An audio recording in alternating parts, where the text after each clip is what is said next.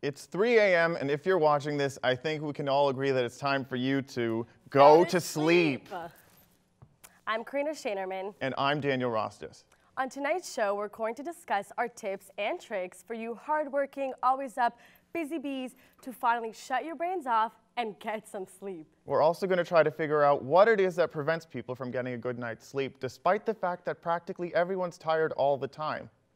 Coming up, we'll be joined by a guest speaker who is practically immune to pulling all-nighters.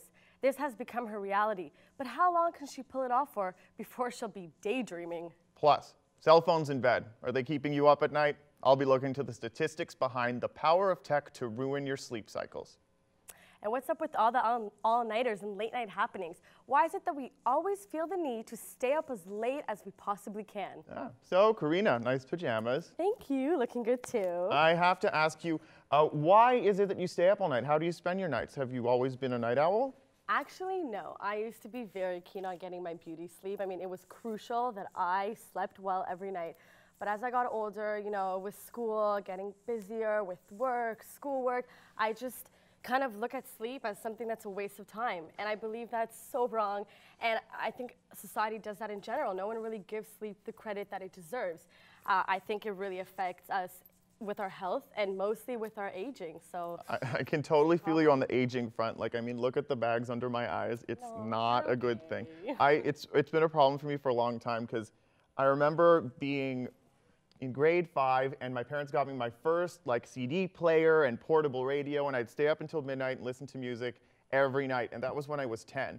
So now that I'm an adult, it's like even worse because I get home at midnight from school and all the stuff that I'm doing, and then I want to spend a few hours just, you know, do what I want to do, and I stay up till 4 like every night. It's not good. I totally get that, and Daniel, I really think that we should put a stop to this.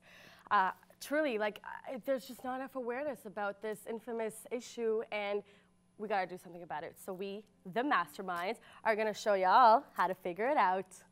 Well, first things first, only use sleeping pills as a last resort. Unless you really need them, there are lots of healthier ways for you to get to sleep. When 11 p.m. comes, get into your PJs. Seriously, it helps. It subconsciously sets the mood and gets you all comfortable and cozy. And music streaming apps like 8-tracks and songs that have playlists meant to help you drift off to dreamland. Blinds. Oh boy, blinds. I mean, you cannot sleep in a pitch dark room. It helps tremendously if light enters your room in the morning, even just a tad bit. And when you're picking a sleeping position, listen to your body. It doesn't matter how weird the position looks. Hopefully nobody's watching you while you're sleeping. And if it's comfortable, you can just sleep like that. And the winning pointer? Read a book. Hands down, that is the best method. Within minutes, your eyes will be shutting. Trust me, try it. Joining us now in the studio, actually, is someone who knows all about staying up at night. Sivan Arbel is a 4th-year architecture student at Ryerson University. She dedicates almost all of her time to completing her schoolwork, and it really eats into her sleep time. Thank you for joining us, Sivan. Great to see you. Hi, thanks for coming. We got some milk and cookies here for you. So feel free. Oh, that's great. Thank you so much. So, Sivan, our question is, how do you manage with all this? You know, like your sleepy conditions, because we know that you like to pull the all-nighters as an architecture student, and we figured you'd be the perfect guest to bring in. You're probably pulling an all-nighter right now, so you're getting a little break here. So how do you do it? How do you manage? You know what? It's stressful, I have to say. Last year, now I'm in 4th year, so it's a little bit better. 3rd year, I think I had 2 all-nighters every week, and it was absolutely insane. I think really that sort of taught me to try to manage it a little bit better. Having it really means that you're going to harm your body, you're going to harm your friendships. I think I was fighting a lot with people in the 3rd year during all-nighters. I think in the beginning of an all-nighter, really, you start it's funny and stuff, you know, there's lots of giggles. Then 3 to 4 a.m. comes, and really, I mean, you're just so angry and annoyed at everybody, and that's not a good time. Did you have that problem before you started your program at Ryerson, or were you always kind of an all-nighter person? I'm not sure. I mean, Ryerson is not the first school I went to.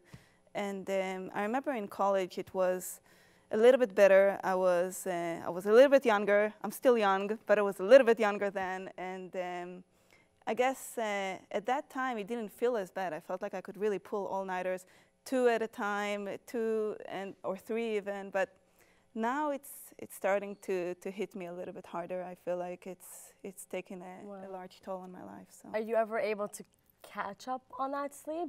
I don't really think that actually exists, catching up on sleep. I mean, obviously, after an all-nighter, I'll go to sleep for like 12 hours to, like you say, to catch up. That doesn't mean that what happened the night before has no merit. You're still completely upset with everybody because of what happened the night before, and a lot of times you wouldn't actually be able to get stuff done properly because you're so slow towards the end of the night. So what do you do to kind of keep yourself functioning, you know? Because if I know myself, if I've stayed up all night and I have to run around all day, I will go get me some Starbucks and I will shove it in my face, and that will get me through the day. A lot of coffee. How do you kind of keep yourself sustained throughout the day with all that all-nighter going on? Definitely lots of Starbucks. I mean, honestly, I feel like when you have a project to submit, I don't just do all-nighters all the time. I do all-nighters the day before I have to submit a project. The problem is we almost every day have to submit a project. So a lot of times it's going to be very rushed. But basically, we just, I don't know. Try to work through it. So how do you compensate or spoil yourself? Like, I mean... There's lots of cookies involved. Yeah? Well, perfect. You're in the right place. Yeah. We can give them 2 after. Yeah. So, I mean, what else do you, like, how do you function? I mean, it's hard. Like, in terms of, do you ever go to, like, a spa or, like, I don't know, to spoil yourself a bit? No time, right? No time. Go to a spa in the summer, I guess. Oh, my God. Well, at least you survived all 4 years, right? Yeah. Yay, the thing is, once you're done, you'll be able to go get yourself some sleep. Yeah. Soon, right? That's the hope. Well, thank you so much for joining us. Thank you very much. Thank you. It's been a pleasure. You know what? I think you should go to sleep now. It's late. Just go to sleep. Thank you for joining us. I have a project, but I'll try. Thank you. Good luck, Sivan. Thank you. Okay, bye-bye. Thank you, Sivan. Now, you know, I feel like everyone's getting busier these days, and thanks to our busy schedules, we're all attached to the technology that helps us operate our social and professional lives. Our cell phones, our tablets, our laptops. But people have to realize the powerful effects that these devices are having on one of the most basic components of leading a healthy life, our ability to sleep. I'm part of 90% of 18 to 29-year-olds who sleep with their phones in or right next to their beds. It's definitely not an unusual thing to do. The unfortunate part is, studies show that 63% of people who use gadgets before bed claim that their gadgets were actually keeping them from sleeping. It's been proven that exposure to light fools the brain into thinking it's time to wake up rather than sleep. I know I can't remember the last time that I went to sleep before 3 a.m., and getting 6 hours of sleep is a huge achievement. It's going to be a struggle for me, but I've come to the realization that when I'm turning in for the night, I might have to put my gadgets to sleep as well. So aside from all that technology that we live and literally sleep by, the question is, how can we relieve our body and mind from all that stress? We've been sucked into this very hectic and overwhelming environment, not to mention in a competitive society, and it'd be just great for a change to go to sleep stress-free. Instead of falling asleep to our thoughts of visual lists upon daily tasks for tomorrow and next week and what's to come of next year, how about falling asleep to some Marvin Gaye or a rainforest yoga meditation tune? Have a glass of milk or tea, or better yet, light a candle or 2 in order to set the mood. And showering beforehand is a big no-no. What's better than to start your day off feeling all clean and rejuvenated? Definitely shower in the morning when it's most refreshing, and I can assure you that you'll be wide awake.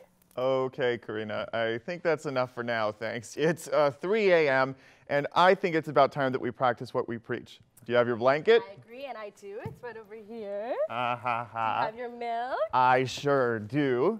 Okay. Okay, drink. Cheers. Oh, it's harder than I thought.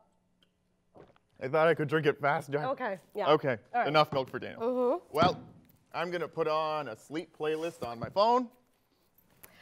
and we'll be good to go. Yep. Join us next week when we'll have our naturopath come in and discuss what foods you can add to your diet to make sleep come to you more naturally. We'll also be giving away a $1,000 IKEA gift card so you can get your bedroom as comfy as can be. But until next time, I think it's time for you to go to sleep.